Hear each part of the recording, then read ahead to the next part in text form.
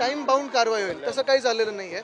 आणि एक आपण पाहताय साधारणपणे मुंबईत देखील पर्यावरणाचा जो ऱ्हास झालेला आहे आपण पाहताय, धूळ आहे हवेत, स्मॉग आहे, फॉग आहे, कोणाच काही माहिती नाही आहे आणि ह्याच्यावर उत्तर कुठूनही येत नाही आहे. तसंच पाण्याचा प्रश्न सगळीकडेच उद्भवलेला आहे.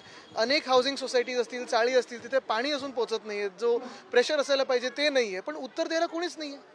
गेल्या 20 दिवसापासून बीडमधला प्रश्न सुरू आहे. 20 दिवसांपासून बीडमधलं वातावरण पेटलेलं आहे.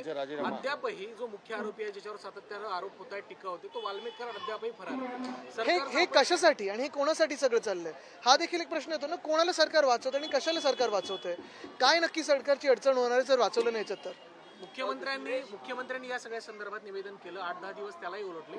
मात्र 8-10 दिवस काय 2 आठवडे झालेत आता, पण अद्याप कुठेही काही कारवाई दिसत नाही.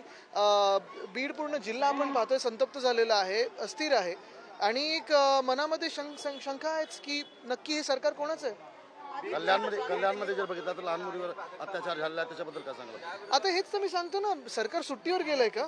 बीडची जर स्थिती पाहायला गेली तर प्रामुख्यानं बिहार सारखी अवस्था बीडमध्ये झाली असं सत्ताधारी आमदारच बोलू लागलेले आहेत. याकडे कसं बघताय तुम्ही? बीडसाठी आणि परभणीसाठी खरोखर हाऊसमध्ये जे दस साहेबांनी असेल किंवा आवड साहेबांनी असेल भाषण केलं ते ऐका, त्याच्यावर मुख्यमंत्र्यांनी जे उत्तर दिलं ते ऐका.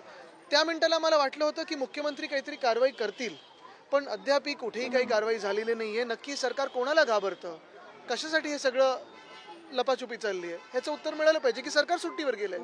आपण पाहिलं असेल गेल्या काही दिवसांपासून सत्ताधारीच पक्षामधल्या आमदारांनी जे वक्तव्य केलं, मला त्याच्यात जायचं नाही. मला वाटतं त्याच्यात असून मी तरी पूर्ण ती बातमी पाहिलेली नाही म्हणून मी त्याच्यावर काही बोलू शकत नाही. मुंबईत प्रामुख्यानं